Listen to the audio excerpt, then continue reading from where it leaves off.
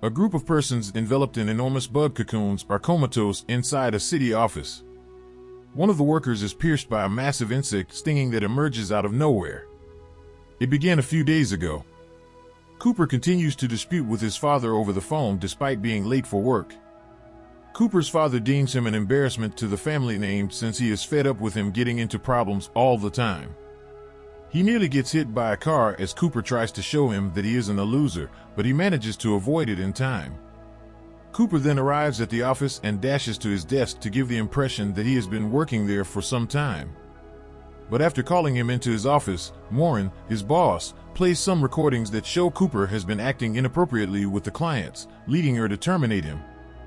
Everyone inside the building faints as a result of the loud noise that suddenly reverberates across the space. A few days later, insect cocoons are all over the office.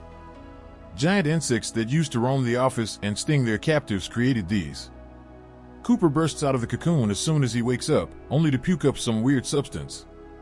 A massive insect attacks Cooper at that very time, and in a panic, he tries to fight back till he pushes it away. Cooper notices Morin in a cocoon and quickly runs to assist her after taking a time to collect herself. She also feels ill when she wakes up. She and Cooper both recall hearing the noise and fainting, but they are unaware of what transpired after. Cooper and Morin dash outside to see if anyone else is alright because Morin also recalls that she was meant to meet with her daughter. Everybody on the streets is ensnared in large cocoons, which is the same condition. Cooper offers to assist when they discover Sarah, Morin's daughter, inside her car in a cocoon. He destroys the cocoon fast, but Sarah misinterprets the situation and shoots gas in Cooper's eyes when she wakes up. Abruptly, a massive wasp swoops in, seizing Morin before taking off with her. Sarah cries out for her mother, but she is unable to assist her. Cooper agrees to go with Sarah even though his eyes are still burning, only to have enormous bugs start to sprout everywhere. Sarah notices that the large bugs respond to sounds as she walks away and sets off her car's alarm after inadvertently toppling a trash can. The animals sprint to the car right away, allowing the two of them to safely flee. A few minutes afterward, they stumble into a cafe teeming with huddled individuals.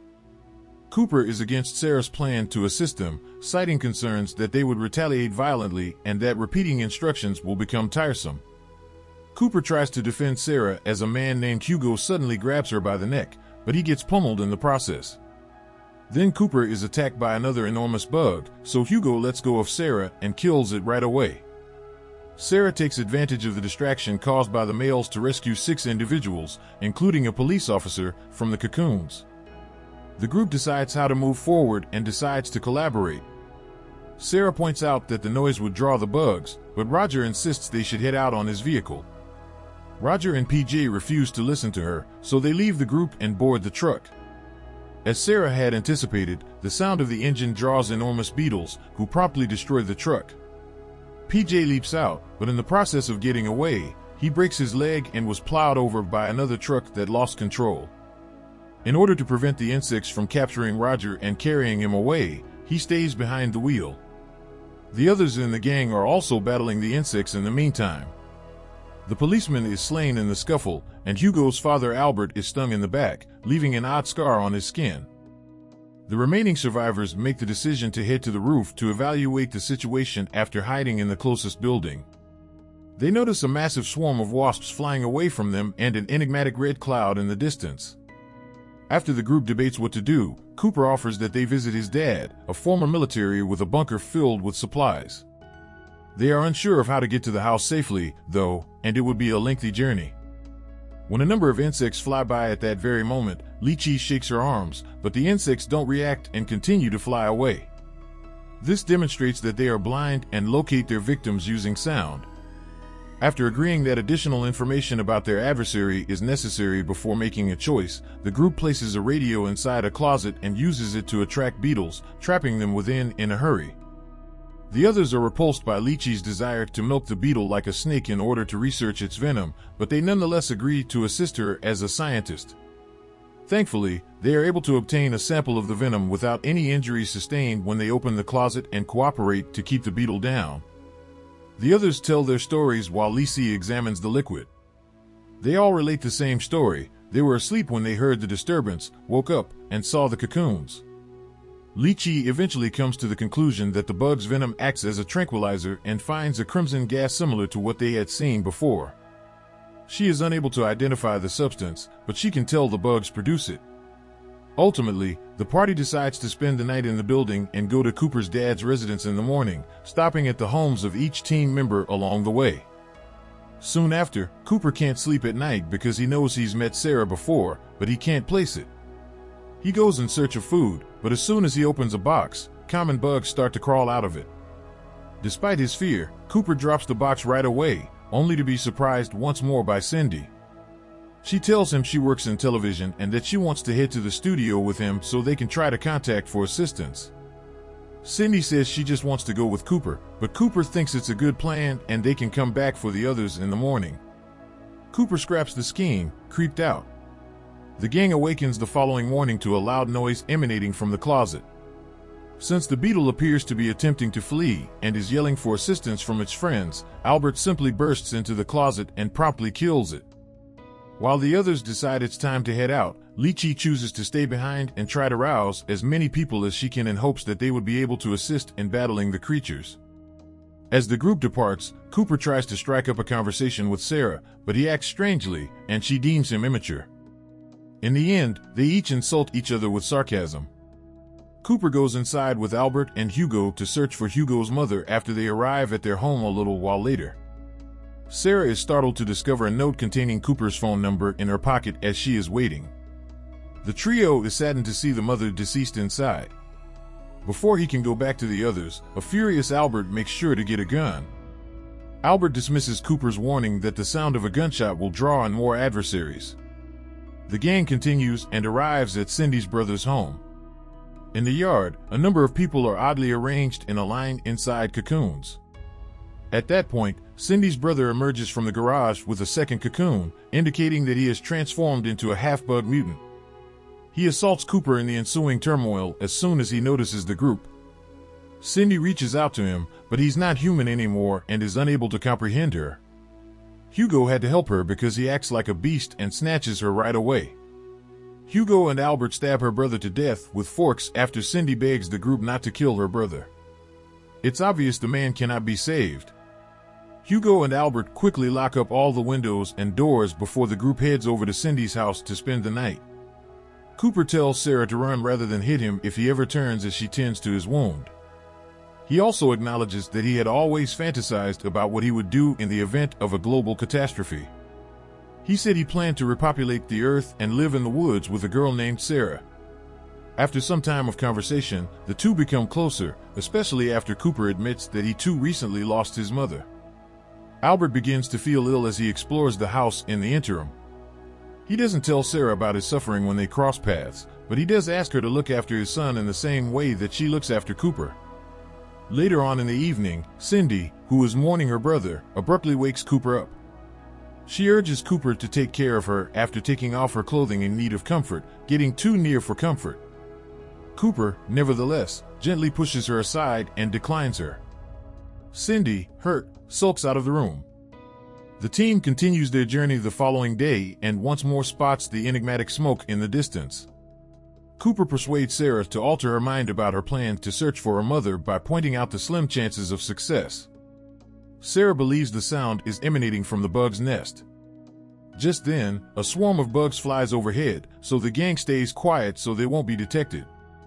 Cooper and Sarah grasp hands, frightened. When Cindy realizes this, her jealousy causes her to lose her cool, and she screams to attract the monster's attention.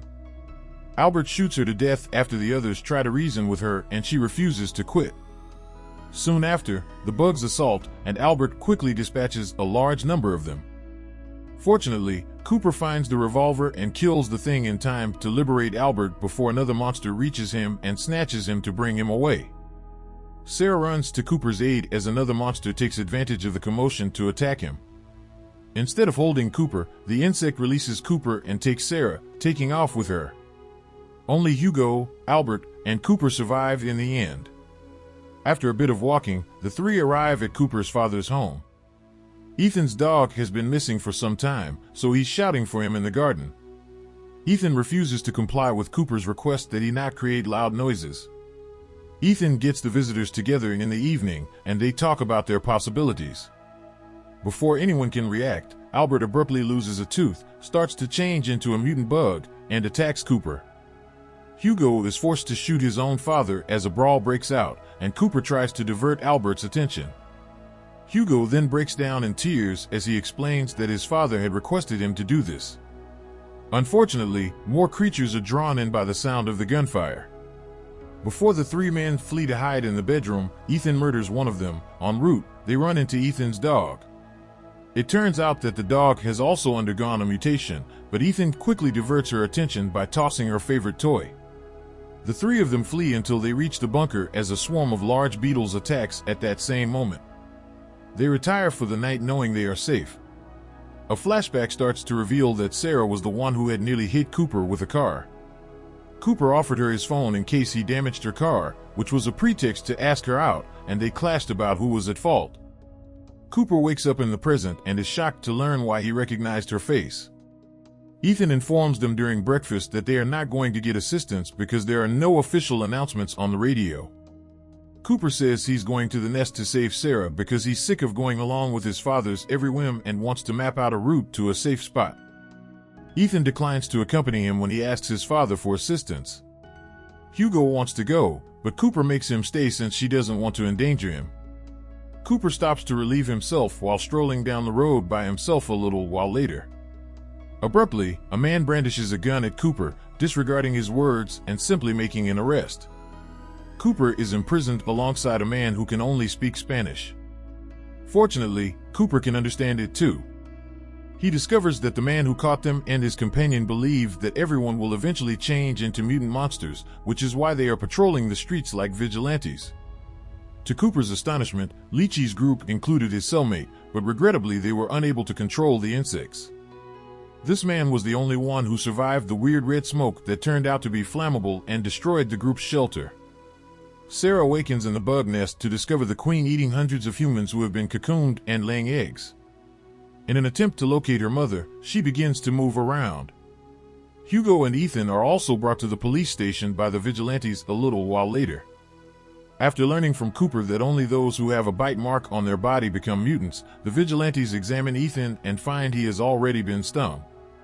The man in the cell transforms into a mutant during the ensuing gunfight as everyone tries to defend themselves, but stray bullets soon take him out. The vigilantes are then defeated by Ethan. With whatever weapon they can find, Cooper, Hugo, and Ethan head out of the station in search of the nest. After locating some bicycles, the three go on a spin while Ethan describes how he was stung. He rescued the neighbor's dog from a cocoon and it started barking, which caught the attention of the bugs. They are able to sting him while he is fighting them off. The group eventually reaches a cliff and locates the nest. Sarah is still moving inside when she discovers a mutant infant, who screams right away. Ethan becomes ill at this cacophony and loses it. In an attempt to keep them safe, he hands Cooper up against a tree and knocks Hugo unconscious. Ethan leaves his son and puts the handcuff keys away for later before entering the nest. Hugo awakens moments later, frees Cooper, and the boys dash to the nest as well. Sarah is cautiously navigating the interior, dodging adversaries, when Ethan startles her. She stabs him in the hand with a knife, believing that she is being attacked. As soon as Ethan introduces himself, Sarah sobs and says she still hasn't located her mother. They search for the queen after Ethan consoles her, but they are unable to locate her where Sarah last saw her. When Ethan discovers that the queen is perched on the ceiling, preparing to strike, he starts fire. The queen, nevertheless, is more resilient than the other bugs and won't go down lightly. Hugo and Cooper follow the shots in order to assist. Hugo, who has hearing issues, is unaffected by the excruciating, deafening sound the queen is making at that precise moment and is able to toss explosives into the queen's mouth just in time.